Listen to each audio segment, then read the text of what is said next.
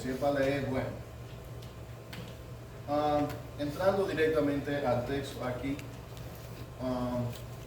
estamos en Marcos capítulo 13, leyendo y interpretando todo esto en el nombre de Jesús, en el nombre del Dios Trino, Padre y Espíritu Santo. Amén.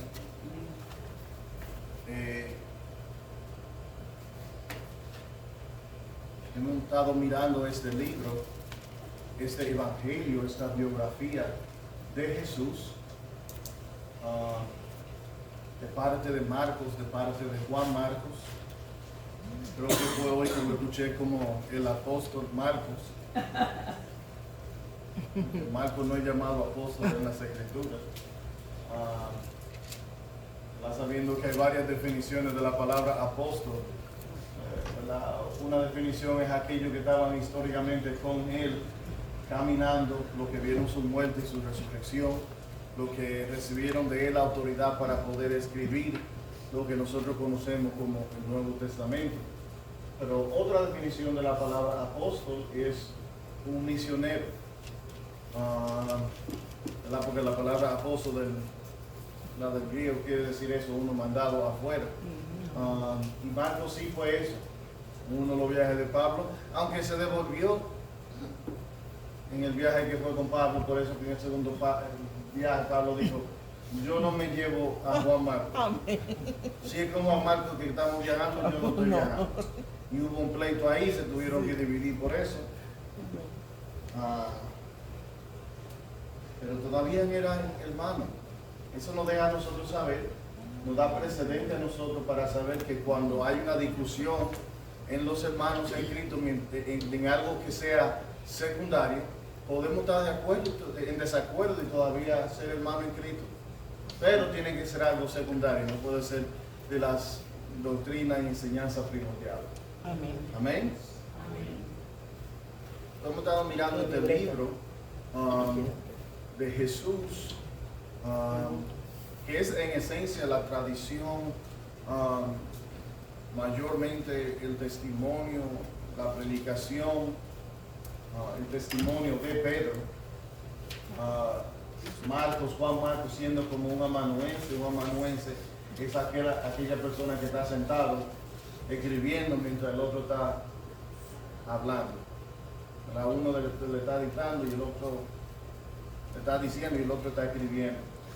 Y hace sentido porque Pedro no era un hombre muy letrado. Ciertamente cuando lo escucharon predicando dijeron: eso se da cuenta de que había estado con Jesús. Porque sabemos que eso no es un hombre de libro. El hecho de que ahora está hablando como un hombre de libro es porque anduvo con Jesús. Ese sí era maestro, ese sí sabemos que era letrado. Aleluya. Entonces, hemos visto aquí Pedro y Marcos presentándonos a Jesús, ¿verdad? Primero se estaba presentando desde el comienzo del ministerio de Jesús. Esa era la primera sección del libro del Evangelio de Marcos. Después vimos una sección en la cual estábamos observando qué tipo de Mesías es Jesús. ¿Qué tipo de Cristo es Jesucristo? Si pudiéramos tener una redundancia ahí. Porque Cristo viene de Mesías. Amén. ¿Qué tipo de Mesías es Jesús?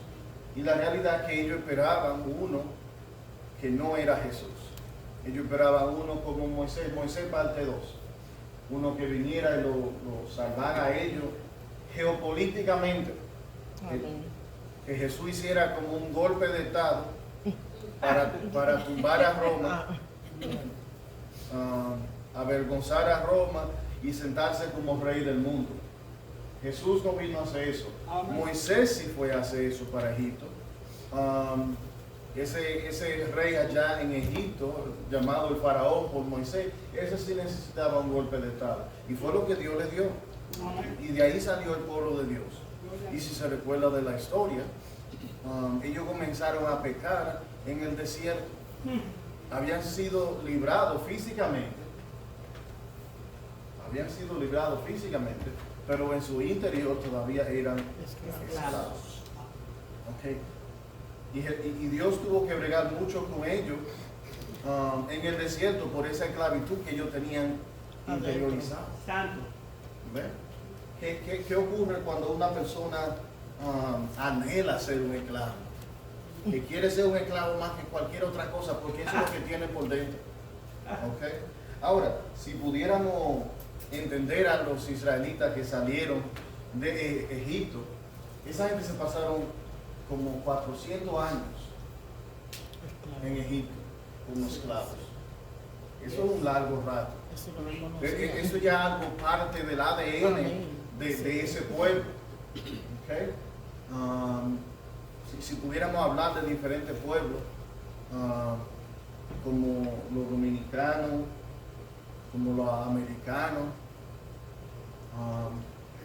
por ejemplo, los americanos, los Estados Unidos fue fundado en conflicto y revolución, y yo necesito libertad, y por eso el americano como que siempre está en protesta y buscando libertad. Aunque ya estamos cómodos y ya han pasado unos 200 años, todavía seguimos protestando y libertad, porque ese es el ADN del americano. Entonces esta gente había sido esclavos por largo rato. Así es. Y lo tenían por dentro, como una identidad de esa gente. Santo. So, ahora, no escuche eso como una excusa, ¿ok? Aunque a ti te críen mal, ¿ok? Aunque a ti te criaron mal entre bala y droga y etcétera, usted quizá me pudiera decir, no, tú no sabes cómo era mi niñez. A los 3 años me dieron una puñalada en el hígado. Okay, yo te entiendo, pero llega un punto cuando ya uno es contable por uno mismo. Okay, llega un tiempo cuando ya uno tiene la habilidad de hacer una decisión. Yo voy a continuar en el camino que se me ha enseñado, o yo voy a coger otro rumbo. Amén. Esa es mi decisión como individuo. Cada individuo puede hacer eso. Amén. Okay. Solo hasta cierto nivel le podemos tirar la culpa a los padres. Eventualmente uno hace decisiones ya como un adulto capaz. Esta gente había sido esclavo por largo rato, pero Dios lo había librado. Podrían haber escogido el nuevo camino de libertad en Dios, pero pecaron contra Dios. No por afuera eran esclavos, sino por adentro en su corazón. Cuando Dios hiciera algo para salvar otra vez, no iba a ser como Moisés. Porque si lo salva geopolíticamente, ¿ve? No. Si lo salva por afuera, ¿okay? Y quizás nosotros no estamos entendiendo eso porque no tenemos como un punto de referencia para eso, ¿verdad? Si nos ponemos un poco modernos, si Dios te da la casa y el carrito y te sana, ¿verdad?, de la cosa esa que uno tiene en el lado, que siempre te ha molestado, que siempre me come de ahí. Si te pone bien por afuera, la pregunta es, ¿y la casa interior? ¿Y el carrito ese interior? ¿Lo tiene? ¿Usted cree? Y esa enfermedad, no la de su cuerpo adentro, sino de su alma. Alaba. Él te puede poner bonito por afuera, pero si uno no es salvado y sanado por dentro, amén, uno sigue en el mismo ciclo. Amén. Cuando llega Jesús como Mesías, es para salvar el alma. Amén. Para dar una libertad a la persona que se decida que sea por siempre. ¿Okay? Que aunque te pongan en cadenas, uno diga, yo soy libre, no hay nada que tú me puedas hacer, yo soy libre. Yes, amén, aleluya. Aleluya. La pregunta es, ¿qué tiene que ocurrir para nosotros tener libertad de esa manera? Y eso es lo que vemos en esta sección en la cual nosotros estamos del Evangelio de Marcos, los capítulos 13, ¿verdad?, hasta el 16. Hablan de cómo uno obtiene eso. ¿Okay? Aleluya. Y si le doy un avance, porque Vamos a hablar de unas cuantas cosas que parece como que no estamos hablando de eso, pero sí estamos hablando de eso. Okay, vamos a ver cómo al final. El avance de cómo Jesús va a dar ese tipo de libertad no es conquistando a Roma. ¿Ustedes saben un poco de la historia de Roma? ¿Sabe que era una república en un punto? Era una república, tenía senadores, ellos tenían democracia, era muy bonito. Hasta que llegó un tal Julio por ahí. Él era comandante, ¿verdad? Tenía un escuadrón de soldados de Roma, él era de Roma. Y él cogió su grupo y marchó en la misma ciudad de Roma. Uno más usualmente en una ciudad que uno está conquistando. Él marchó en su propia ciudad. Marchó con su escuadrón, se sentó allí y dijo, yo no soy ni senador, ni gobernador, ni nada de eso. Yo soy el rey. Es más, llámenme emperador. Eso es tan importante, mira, debería haber un mes dedicado a mí. Y lo nombró. ¿Sabía que hizo eso? Julio. Nombrado por Julio. Hubo otro que vino y dijo lo mismo. ¿Sabe que yo soy tan importante como ese? Póngame a mí también. Agosto. Eso no es un chiste. Eso es historia literal. Esa gente se creyeron tan importante que vamos a ponerle al tiempo el nombre mío. Okay. Lo tenemos ahí todavía. Así fue que esa es la idea. Después de ese primer emperador, después de ese primer, la palabra es César, así se le llamaban esos emperadores, esos reyes. Después de ese primer César, esa era la idea que toda Roma tenía. Okay. Esa era la ética de Roma, ¿verdad? Que una reflexión muy buena de la condición humana. Okay. Queriendo obtener poder por nada más fuerza de voluntad. Santo. Aunque yo quiero eso y porque yo soy fuerte y por mi voluntad, mire, yo voy a recoger lo que no pueda recoger y no lo pueda conseguir. ¿Me siguen? Amén.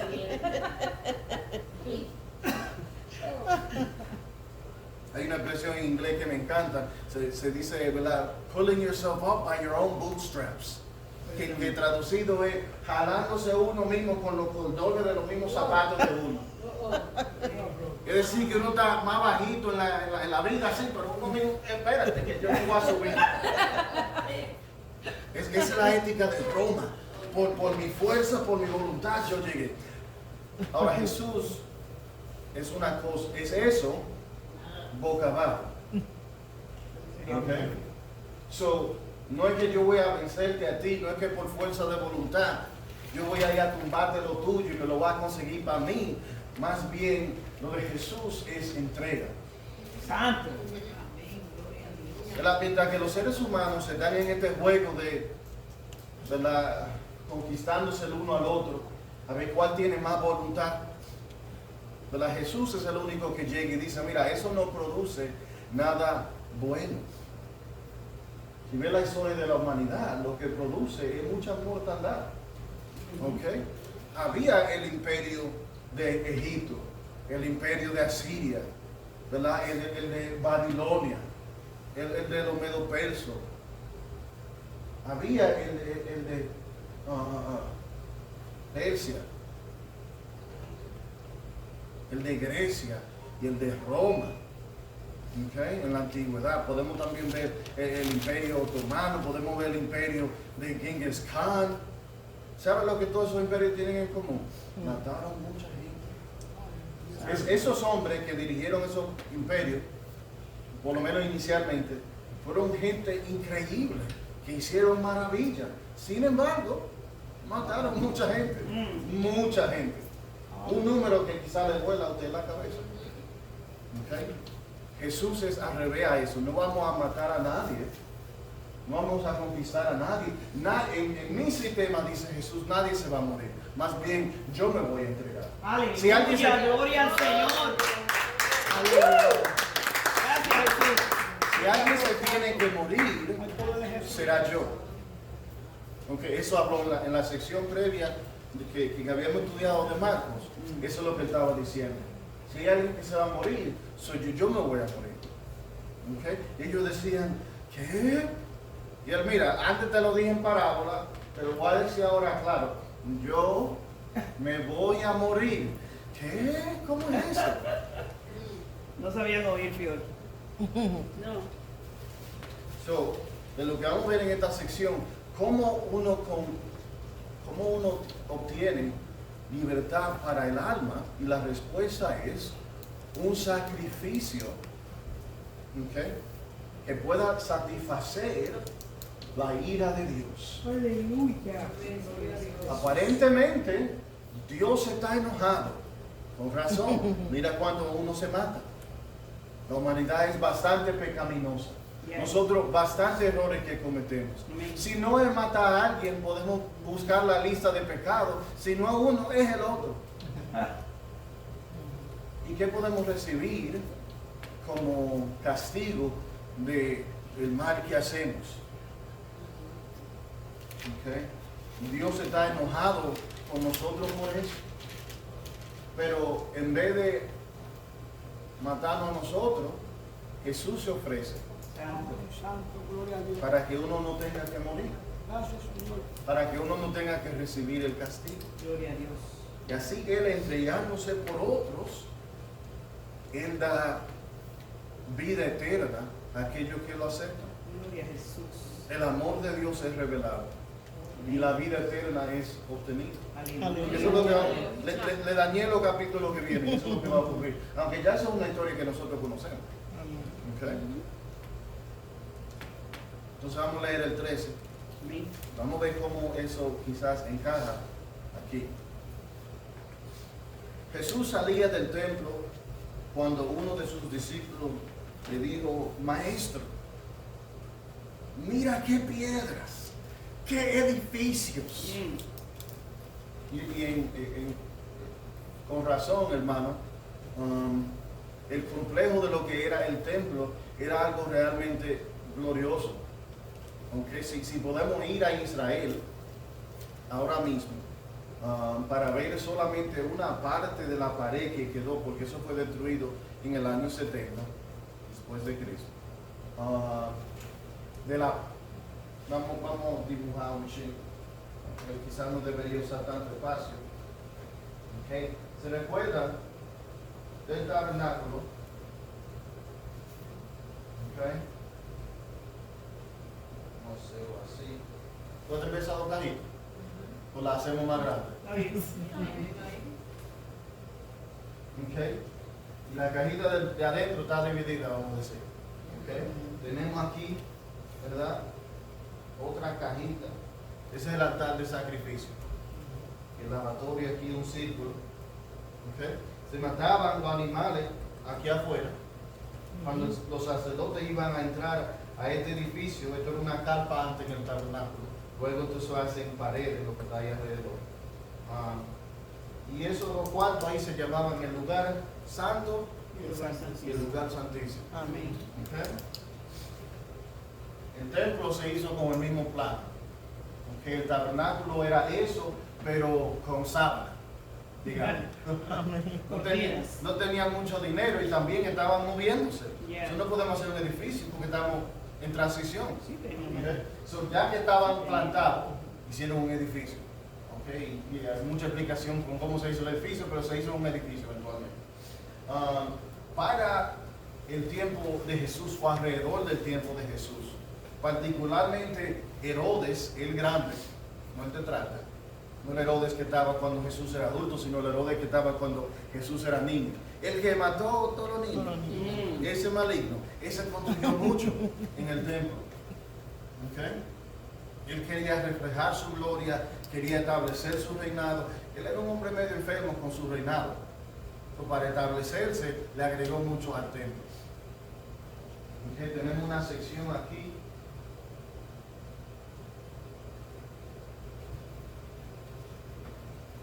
Esos eran otros atrios. ¿Okay? Gloria a Dios. Ahí se vendían los animales, se intercambiaban los dineros, etc. Cuando vemos en las escrituras Jesús volteando mesa y etcétera. Era en esa sección, no aquí, sino ahí. De aquí había una escalera que uno podía ir de esta sección a esta sección aquí. Okay, son esas escaleras de ascender que referimos a los salmos de ascensión. Amén. Okay. Entonces, había otra barrera, era así con abiertos. Esa era de los gentiles. Si habían gentiles que querían, porque esto es particularmente con gloria a Dios y aleluya. ¿Estamos bien? Porque esto era con el pueblo de Israel. ¿Me sigue? Amén. Okay. Pero si habían gentiles, no judíos, no israelitas, que querían acercarse al Dios de Israel, pues ellos lo podían hacer. Y podían ofrecer sacrificio y ser parte de todo eso, pero solo podían llegar hasta esa pared. Okay. Entonces,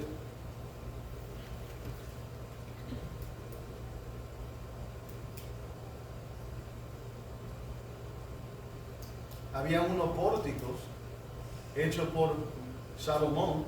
Esto, aquí son paredes sostenidas por un montón de columnas, todo alrededor. Okay. Pórtico de Salomón. Cuando está hablando del pórtico de Salomón, ya sabe cómo era, dónde era. Entonces, todo eso fue destruido en el año 70. Lo único que queda es esa sección por ahí. ¿Ok? El muro del oeste, le gustan decir lo académico. Los académicos a veces son medio brutos, pero el muro de lamentos, también conocido. Si vamos para allá ahora y vemos las piedras que ellos tienen ahí, son cosas gigantes. ¿Okay? Porque usted está pensando, cuando aquí habla de piedra, usted está pensando en un castillo europeo que tiene piedras como de ese tamaño. ¿Okay? Quizá puede ser una construcción así como, no sé, City College, allá en Manhattan.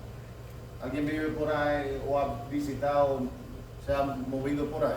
Sí, allá tienen piedras en City College. Las piedras son como así de grandes, ¿verdad? Que son las piedras que uno usualmente conoce como para construir. No esto. Esto aquí son piedras gigantes que uno piensa, ¿y cómo la movieron? No tan grandes quizás como en Egipto, allá con las pirámides, con las pirámides son tan grandes y son tan fijas y son tan etcétera, que la gente ni sabe cómo se hicieron. Y estas son grandes, pero no tan grandes. Suficiente grande que uno dice, wow, pero wow. Yo con razón, él dice, mira qué piedras, qué edificios. Y como le dije, realmente esto era un complejo grande. Imagínense un estadio, algo del tamaño de un estadio. ¿Okay? Jesús le dijo, ya que tú estás maravillado con este estadio, ¿ves? Pues no va a quedar piedra sobre piedra. Todo será destruido. Estaba Jesús sentado en el monte de los olivos, frente al templo, cuando Pedro, Jacobo, Juan y Andrés le preguntaron, ¿este es el grupito más íntimo? Grupito predilecto. Este es el grupo íntimo de Jesús. Eso en tiempo del pasado no ha dirigido hacia la pregunta si usted es parte del grupito de Jesús. Ahora pregunta, y esto es un paréntesis, ¿qué uno tiene que hacer para ser parte del grupito de Jesús? Uno, ¿verdad? Como ser especial de alguna manera, y Jesús decir, wow, este está especial, yo no quiero parte de mi grupito. Así, no. Porque mientras más uno se acerca a Dios, mientras más usted se acerca a Dios, va a notar que Dios le va a andar diciendo, ¿verdad? Yo tengo como un afecto especial por ti. Dios te dice, yo tengo como un cariño y un afecto muy especial por ti. Un amor que tú no conoces. Wow, que tú no conoces. Yo te quiero tanto, te dice Dios. Okay, eso es lo que uno va descubriendo lo más que uno se acerca. Eso no es por Él.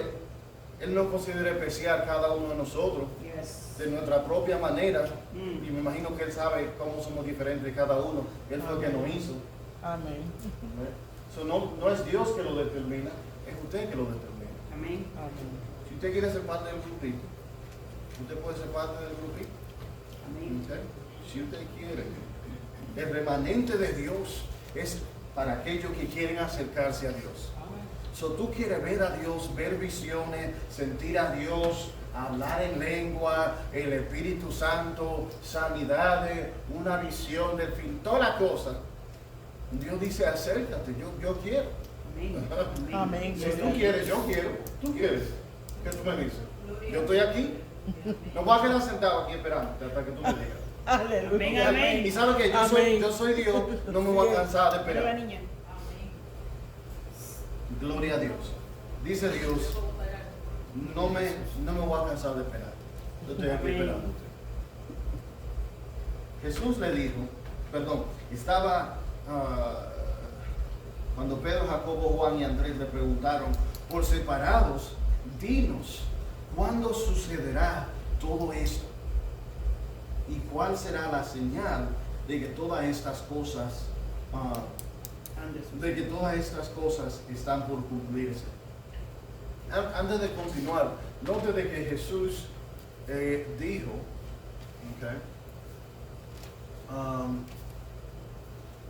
que el templo va a ser destruido. Y 40 años después, el templo fue destruido. Si usted quería, toda la evidencia nos dice, histórica, que estos libros son sumamente tempranos, ¿verdad? Que surgieron muy rápido históricamente.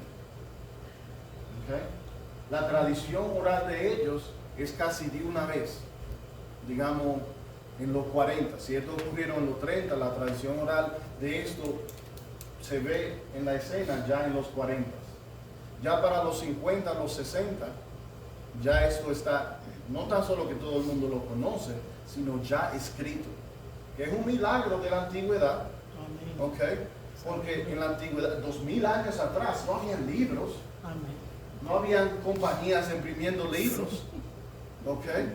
El proceso de escribir una cosa era cara, era larga, era un labor gigante que quizás costaba 2 y 3 veces el salario de un año de una persona.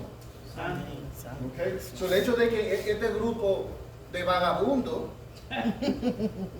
que no tenían mucho dinero pudieran escribir esta cosa era y tan rápido. Si vemos otros libros como el Ilíada, de Homero, eso viene como 500 años después. Eso es los griegos, que tienen un imperio, que tienen dinero y son escritos de la mitología de ellos y de los líderes grandes de ellos. ¿Y surge cuándo? 500 años después. Ahí estaba Dios. ¿Ven? Esta gente, pobre y miserable, sin dinero, puede escribir una cosa, digamos, unos 10 o 20 años después. En la antigüedad era un milagro. Yes, amén. ¿Ven? So, tenemos esta profecía escrita quizá en los 50, quizá en los 40, y viene a ocurrir en el año 70. So, vemos aquí en este pasaje que Jesús es un profeta.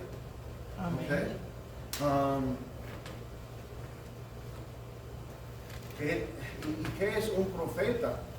¿Verdad? Quizá la confusión ocurre con pasajes precisamente como estos. Cuando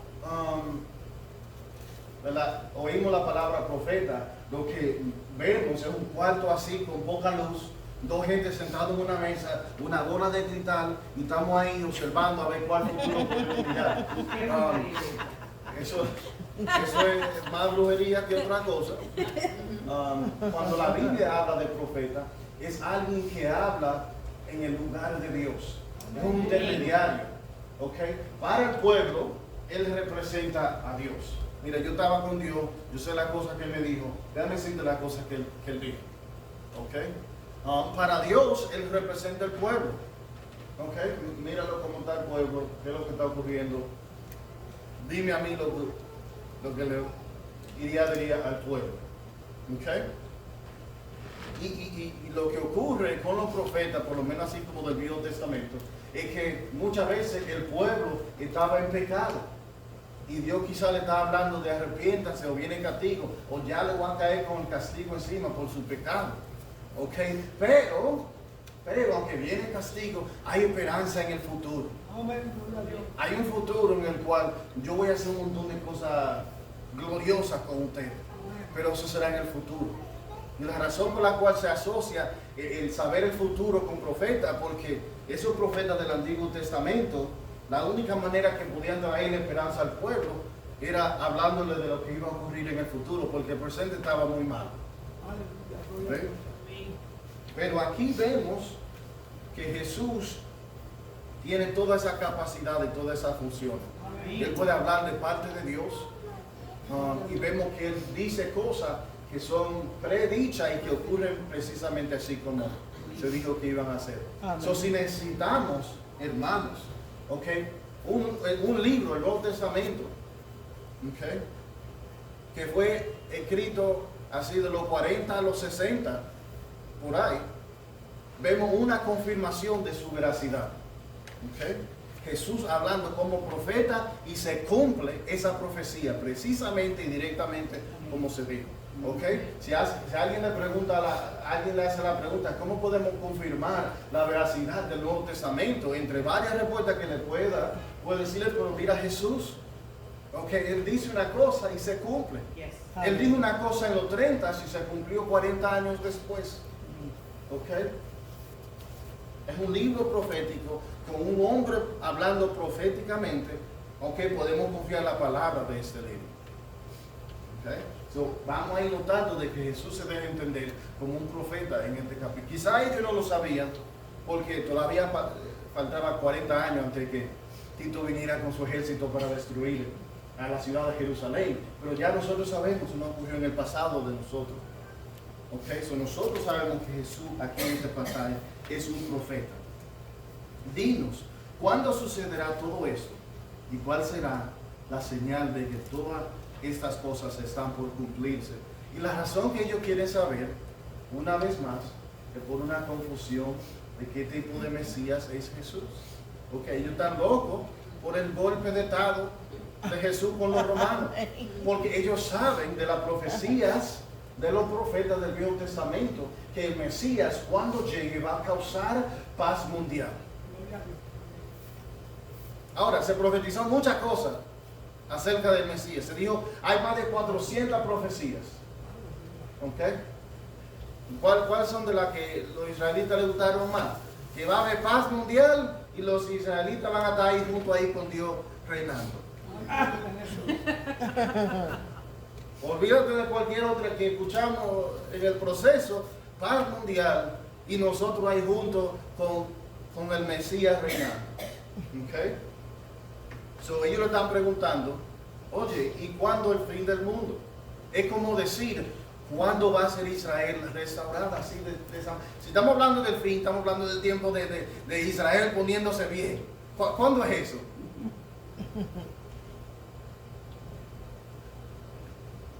Jesús les respondió, cuídense de que nadie los engañe, porque muchos vendrán en mi nombre y dirán, yo soy el Cristo. Ahora, démonos una pausa aquí.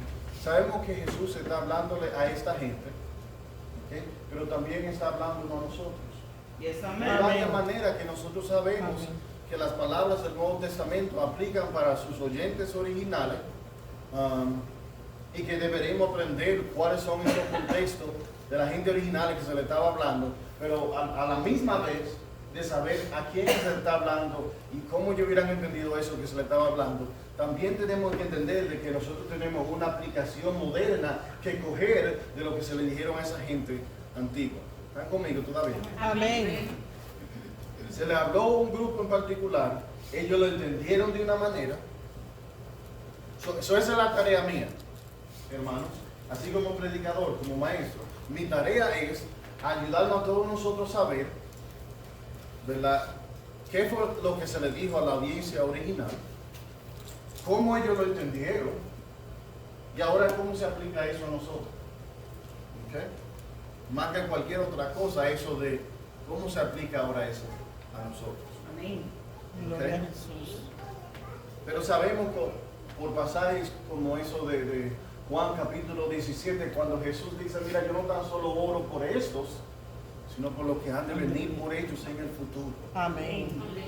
Hay una continuidad de creyentes, Yes.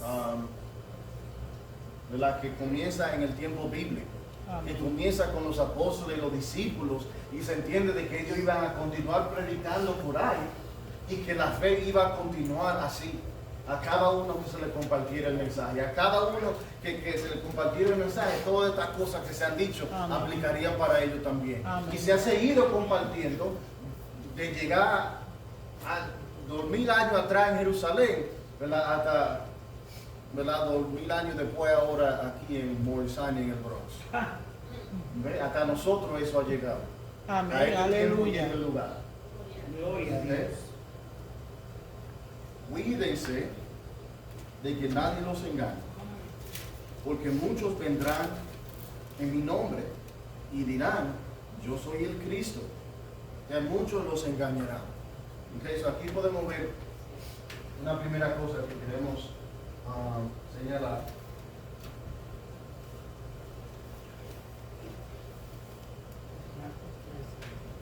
Okay. Cristos falsos.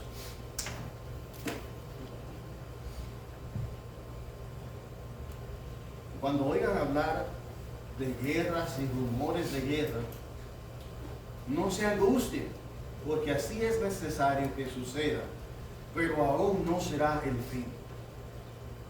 Se levantará nación contra nación Ujú. Lucha contra y reino contra reino. Y habrá terremotos en muchos lugares y habrá también hambre. Ujú. Esto será el principio de los dolores. Santo. Estamos en esto. Gloria a Ahí Dios. estamos. Wait, Pastor.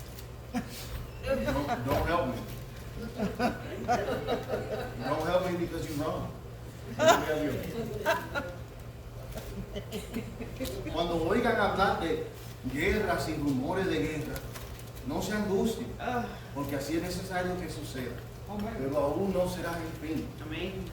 Se levantará nación contra nación y reinos contra reinos. Y habrá terremotos en muchos lugares. Ujú. Y hambre también.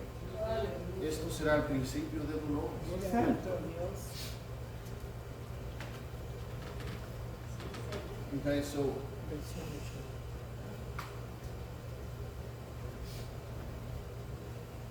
Gloria a Cristo Jesús. guerra. Okay. Tenemos aquí como otra señal que queremos señalar. ¿Lo Amén. señal que queremos señalar?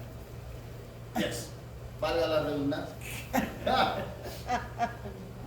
La otra señal que vemos aquí es guerra.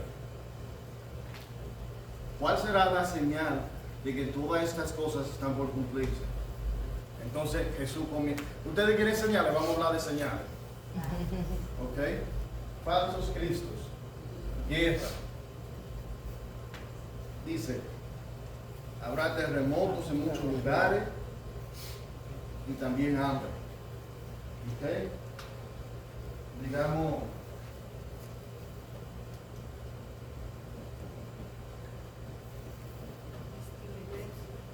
¿ok? O pudiera yo ponerle ahí, ¿verdad? Señales naturales. Amén. ¿Ok? Amén. Pero quise ponerle pestilencia por ahora. O le pudiera haber puesto la misma palabra que dijo ahí, hambre. ¿Ok? Vamos a ponerle también eso. Con la número 4.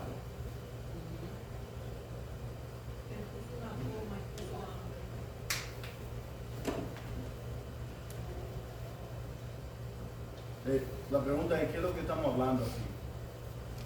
¿Qué es lo que tú nos estás hablando, Jesús? ¿Ok? Pero ustedes tengan cuidado, porque los entregarán a los tribunales y los azotarán en las sinagogas. Por causa de mí los harán comparecer ante gobernadores y reyes para dar testimonio ante ellos. Pero antes tendrá que proclamarse el evangelio a todas las naciones. Y cuando los arresten y los hagan comparecer, no se preocupen por lo que deben decir, sino solo digan lo que en ese momento les sea dado decir, porque no serán ustedes los que hablen, sino el Espíritu Santo. El hermano entregará a la muerte al hermano y el padre al hijo, y los hijos se rebelarán contra los padres y los matarán. Por causa de mi nombre, todo el mundo los odiará a ustedes, pero el que resista hasta el fin se salvará. Okay, so, ponele aquí.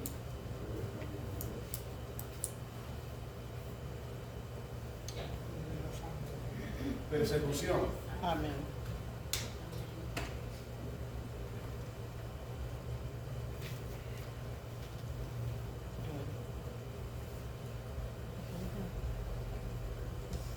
Bueno es Dios. Ahora bien, cuando vean que la nación desoladora, la que habló del profeta Daniel, El que lea se entiende. encuentra donde no debería estar, el que lea que entienda. Entonces, los que estén en Judea huyan a los montes. El que esté en la azotea no baje a su casa ni entre en ella para tomar algo. Y el que esté en el campo no vuelva atrás para tomar su capa. Ay de las que en esos días estén embarazadas o amamantando. Pídale a Dios que esto no suceda en el invierno, porque esos días serán de gran aflicción, o otra palabra que se pudiera traducir aquí, de gran tribulación.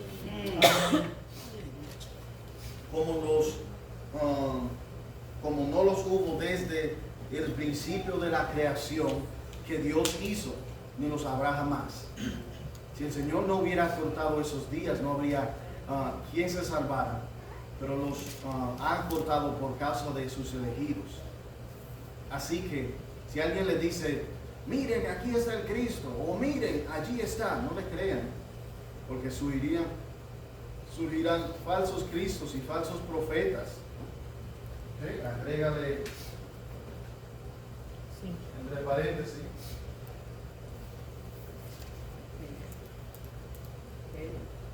Falsos profetas.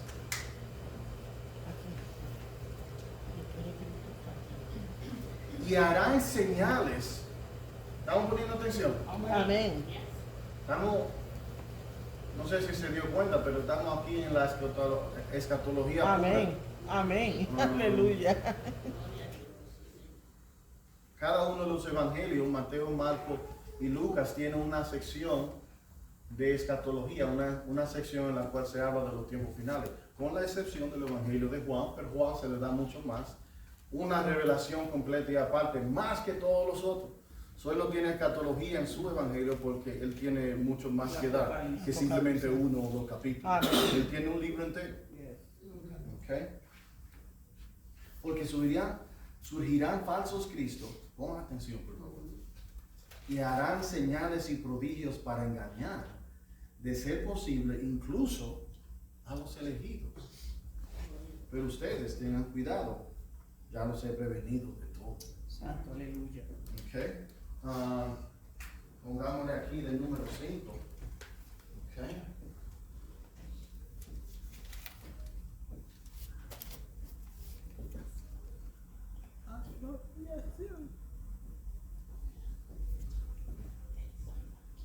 Okay. Abominación desoladora. Menciona Jesús aquí una referencia de Daniel, en sí toda la mayoría de referencias de Daniel y Zacarías y varios otros profetas del Nuevo Testamento. Pero no sé si estaba cogiendo el hilo de lo que yo estaba poniendo aquí, hermano. Estas son todas las cosas que nosotros, si brincamos al libro de Apocalipsis, podemos observar de la misma manera. ¿Okay? Esto no está hablando del primer siglo. Note, hermano, de que Jesús da una profecía. Hay una división entre pensamientos aquí. ¿Okay? Jesús da una profecía acerca del templo. ¿Okay? Y Jesús le dice, el templo va a ser destruido. Entonces, con eso ellos entienden, el fin del mundo. ¿Cuándo se va a acabar el mundo? Eso entonces le dice las señales de el fin del mundo. Okay. Note de que no agrega la destrucción del templo en eso de las cosas que menciona de los días finales. No se repite. Tanto que el Nuevo Testamento se repite en varias ocasiones. Okay. Jesús mismo, antes de comenzar, de cierto, ¿por qué te repite Jesús? Por ciertas razones vemos repeticiones en muchos lugares. Con eso del templo siendo destruido, no se repite. Porque él estaba haciendo un comentario acerca de eso de hacer grande y uno reaccionar de manera, oh, wow, del templo. Le dice, mira, el templo va a ser destruido. Y lo está diciendo con una razón. ¿Ok? Pero ellos lo cogen aparte y le dicen, mira, si tú estás hablando del fin, ¿cuándo es el fin? ¿Cuáles son las señales? Dice, dame decirte la señal.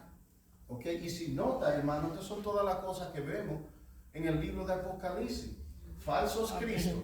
¿Ok? En el libro de Apocalipsis lo vemos presentado como la bestia. Varias bestias. Una que era un falso profeta y la bestia con el artículo definido, porque la bestia es un tema que lo vemos por toda la Biblia. ¿Ok?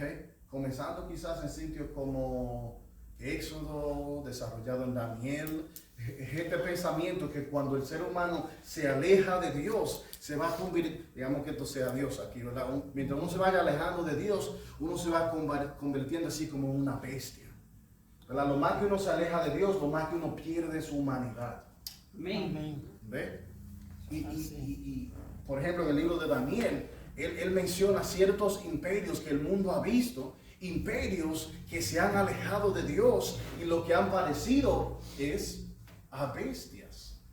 Cuando Daniel lo ve en visiones a los imperios, lo ve como bestias, porque se han alejado de Dios, han perdido el valor de lo que es el ser humano y por eso matan así como locos, porque no valoran la vida humana. Son como bestias, son las cosas que las bestias hacen, ¿verdad? Usted y yo, si yo mato aquí a Lele, usted va a decir, oh, Ale asesinó a Lele. Pero si nosotros somos dos leones y yo hago rar y me toco, yo soy un león y una cebra, y hago rar, no va a decir, wow, mira cómo asesinó a la cebra. Esos animales se comen entre sí y ya.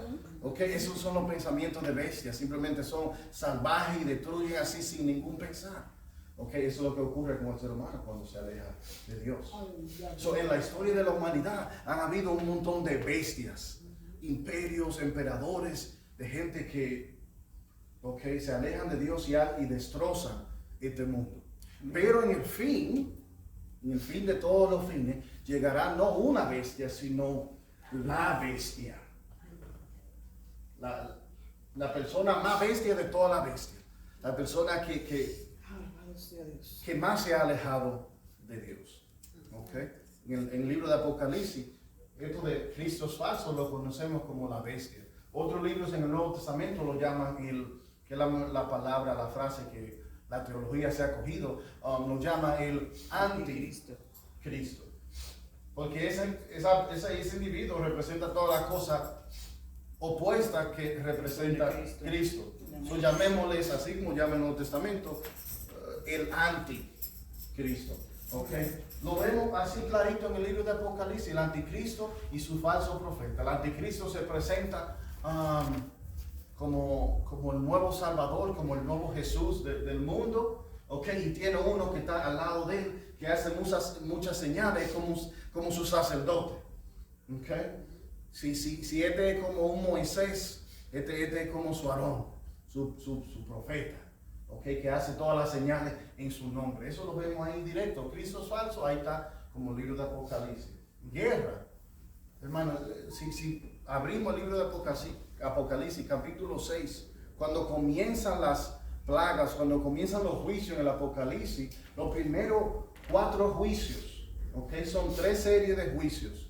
Okay, unos juicios de sellos, unos juicios de trompetas y unos juicios de unos platos hondos.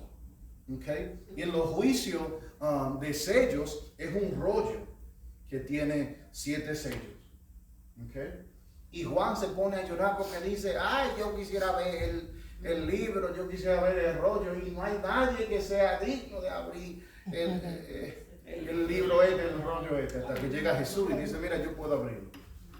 Y mientras Jesús tiene unos sellos así como de cera. Ustedes saben esos sellos de cera que eran de una generación pasada, que no era uno lamiendo así, que no se llama, era uno derritiendo así, y entonces le ponía una marca, y ese sello era lo que cerraban los, ¿okay? Habían 7 de esos, y nadie era digno o podía abrirlo hasta que llegó Jesús. Y mientras Él va abriendo estos sellos, ocurre un juicio en la tierra.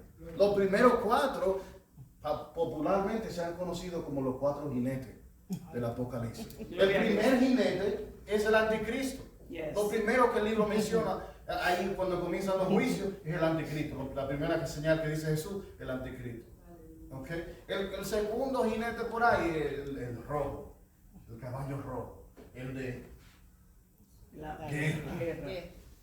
Okay. Después de ahí siguen 2 otros caballos que son de enfermedad, hambre y muerte. Caballo amarillo. Okay. Uno amarillo, uno negro de muerte y así. Okay. Después de ahí lo que sigue directo Hablando de la gran es tribulación. lo que sigue directo es gente muriéndose en la tribulación, que eso no abre una discusión completamente aparte, de gente que aparentemente se han convertido en la tribulación en este tiempo. No le he dicho el nombre todavía, perdón. Okay. Esto es lo que teológicamente se conoce como la tribulación, un periodo que se llama la tribulación, que son, digamos, unos 7 años. Amén. Y ese tiempo lo saben por el libro de Apocalipsis, interpretándolo de una manera literal, interpretándolo de una manera premilenial, pretribulacionista. Okay. Son unos 7 años que serán los últimos 7 años de la historia de la humanidad. Okay.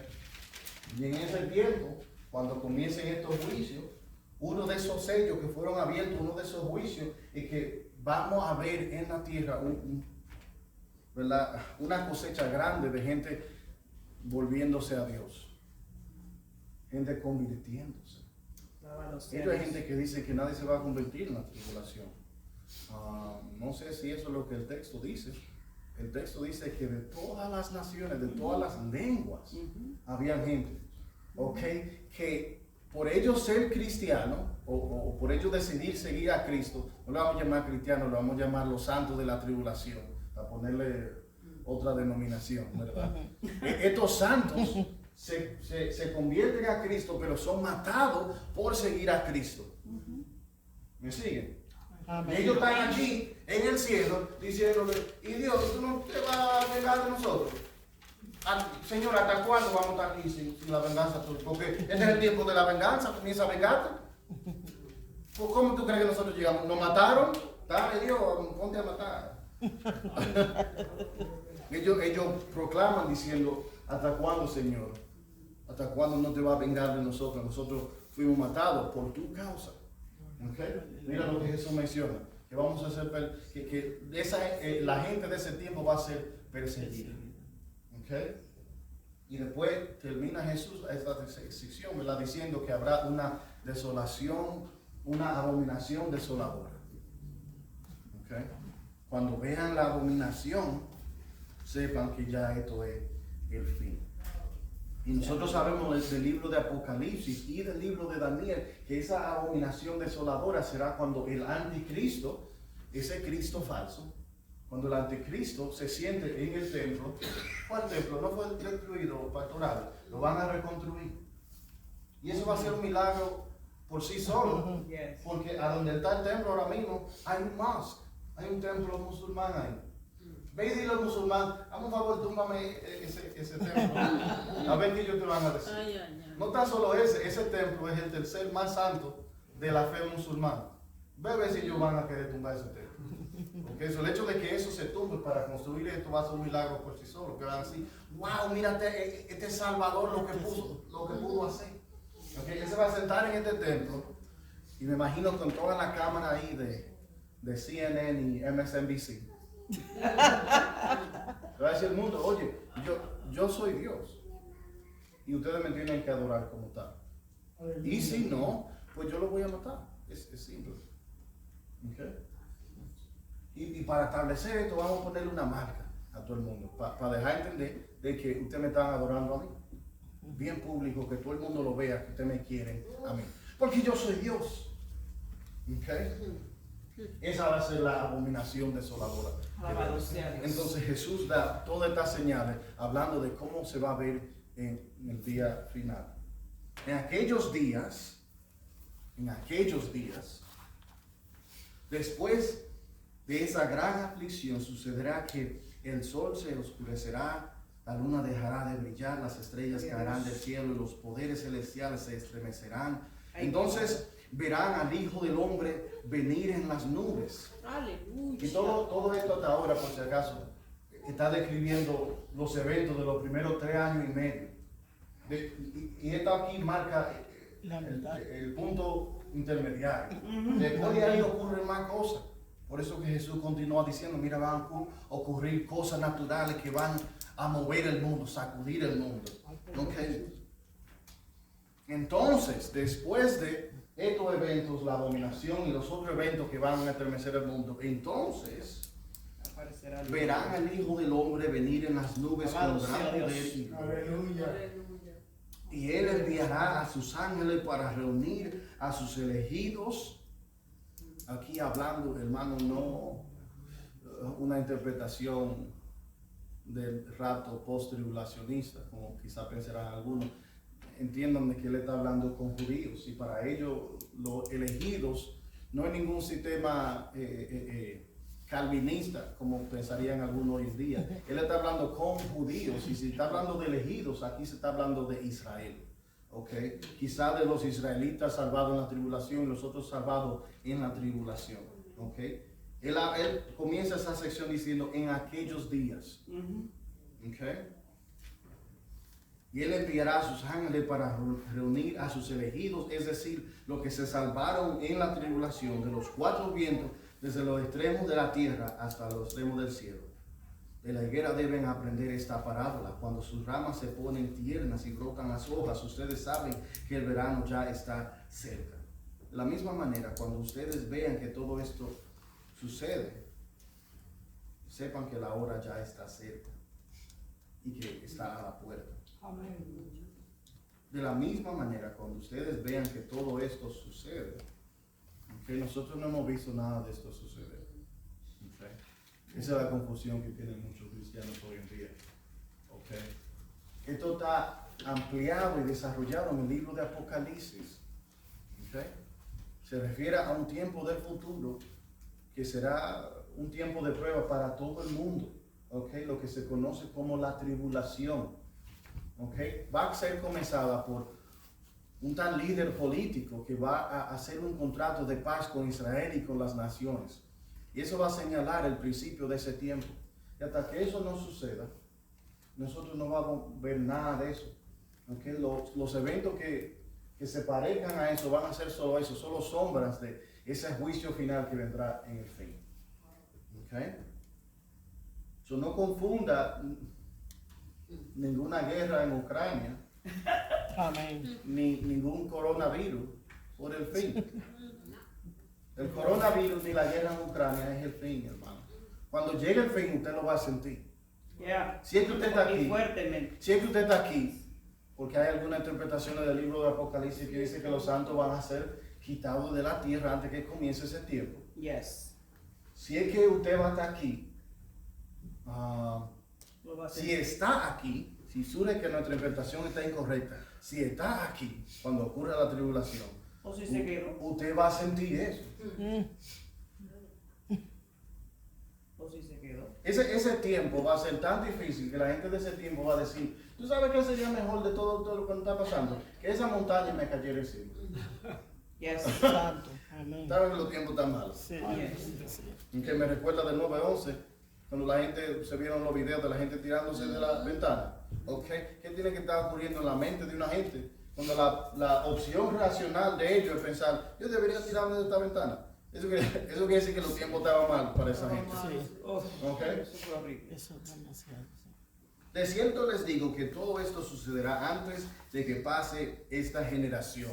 Amén. Okay. So, escuche bien. Okay. Cuando dice, la gente ha cogido eso para malinterpretarlo, para decir que Sí. eso o va a pasar, que pasó en el primer siglo, o que va a pasar en esta generación, porque vimos a Israel establecerse en el 48, No. ¿Ok? De cierto les digo que todo esto sucederá antes de que pase esta generación. Que cuando vean estas señales, ¿ok? Es que ya es el fin. Es lo que Esa ese verso generación. está diciendo. Esa gente que vean eso será el fin de todo. Aleluya. ¿Ok? El cielo y la tierra pasarán, pero mi palabra no pasará. El poder de Jesús. En cuanto al día y la hora, nadie lo sabe, ni siquiera los ángeles en el cielo ni el Hijo, solo el Padre lo sabe. Amén. Traducción para nosotros moderna, ellos le preguntan cuándo se va a acabar el mundo, ¿verdad? ¿Cuándo tú vas a establecer a Israel? Él le dice, a ustedes no les importa.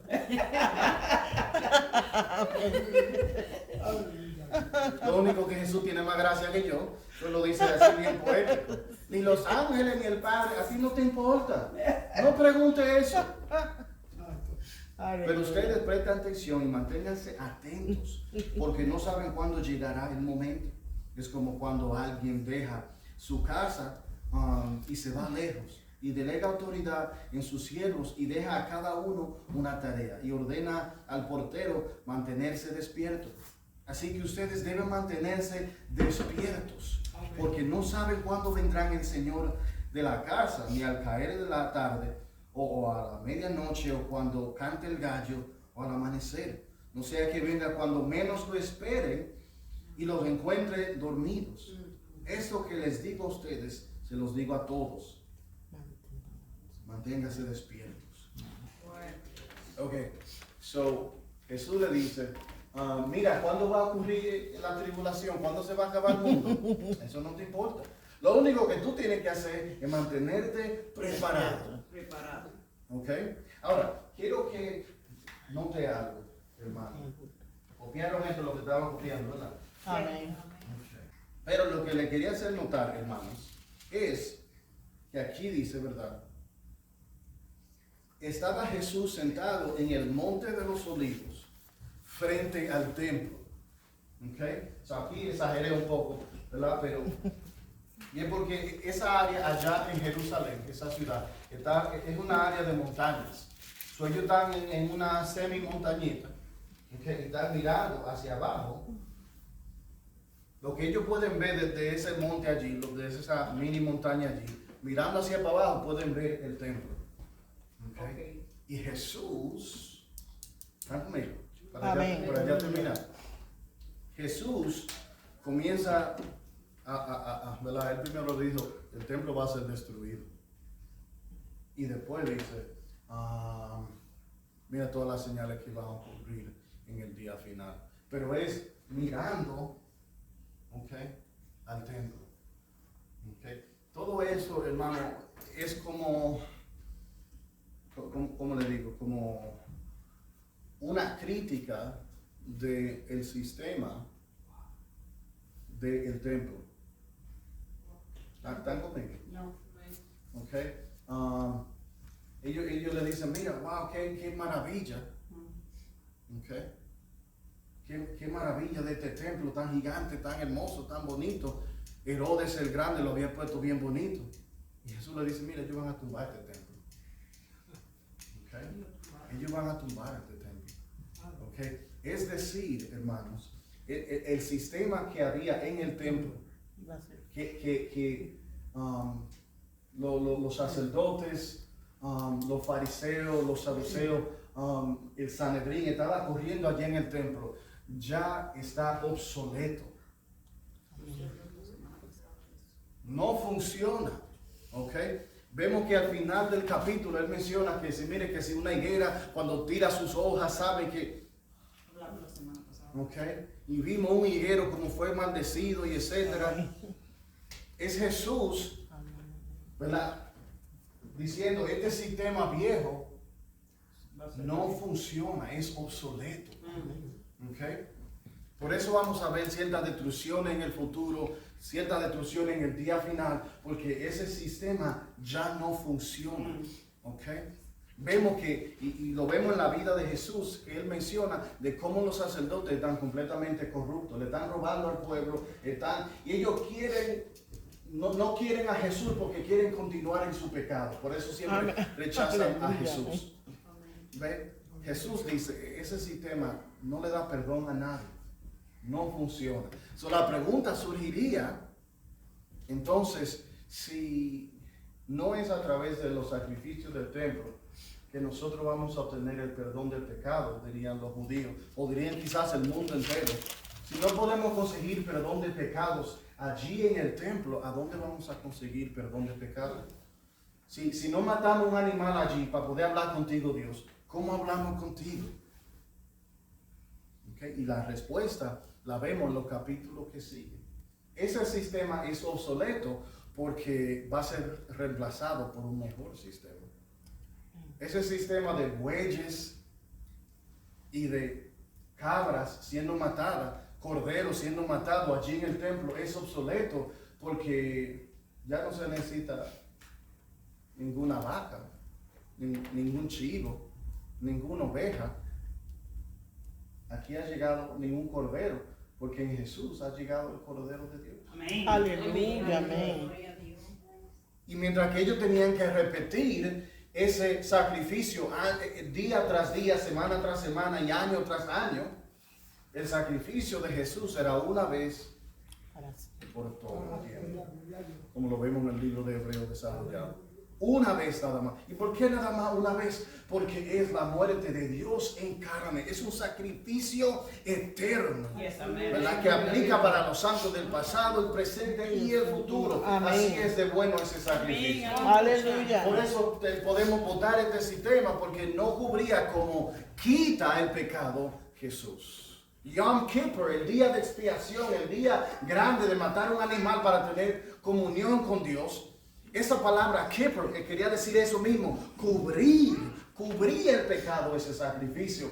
Pero de Jesús se dice, quita el Cordero de Dios, que quita el pecado, no cubre. Aleluya, Quita el amén. pecado del mundo. La sangre de Cristo.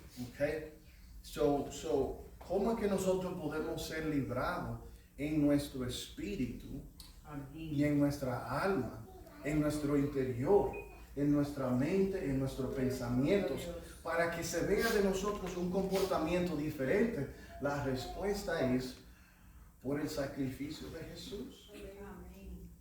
En vez de conquistar por fuerza de voluntad, vamos a ver a alguien entregarse por otros, dar su vida por otros. Y ese individuo surge a ser Dios en carne. Amén. Y por él podemos recibir perdón de nuestros pecados. Aleluya, amén. So, aquí Jesús habla, ¿verdad? Sus palabras son como una condenación del viejo sistema. ¿Están conmigo? Amén. Sus palabras son como una condenación del viejo sistema, diciendo ese sistema no funciona y yo traigo uno nuevo. El mejor sistema que está en mi persona. ¿Okay? Y si quieren comprobarme, tan solo tienen que ver que mis palabras son proféticas. Yo hablo y las cosas ocurren. Amén. Así son mis palabras. ¿Ve? Yo soy un profeta, yo estoy hablando la verdad de Dios. ¿Okay? So, si Jesús es un profeta, que vemos que la cosa que él dice ocurren, podemos entender cuando él condena ese viejo sistema para traer uno nuevo, porque eso verdaderamente es cierto. Amén, aleluya. Y hoy en día nosotros, hermanos, estamos confiados en Dios, estamos confiados en Jesús, en la salvación, porque Él realmente es el Mesías. Aleluya. Amén. Comprobado con su muerte y su resurrección. Yes. Amén. Una resurrección que es comprobada, ¿verdad?, por la fe de billones de gente por todo el mundo y también confirmado por la historia. Él resucitó de entre los muertos. Él es Dios. La respuesta es aquella de Tomás. Mira, yo no voy a creer hasta que yo no toque en las heridas, yo ponga mi mano por ahí. Ustedes son unos habladores, todos son unos creídos. Y le dijeron de que él está resucitado, pero yo no creo nada de eso. Déjame yo mirarlo primero. Ahí llega Jesús y dice, ¿qué tú querías tocar a mí? Y ve a un Cristo resucitado y su respuesta se supone la de nosotros. Mi Señor. Él lo ve y su respuesta inmediata es Señor mío y Dios mío. Que se postra ante Él en adoración porque lo entiende como Señor y Dios. Amén, aleluya.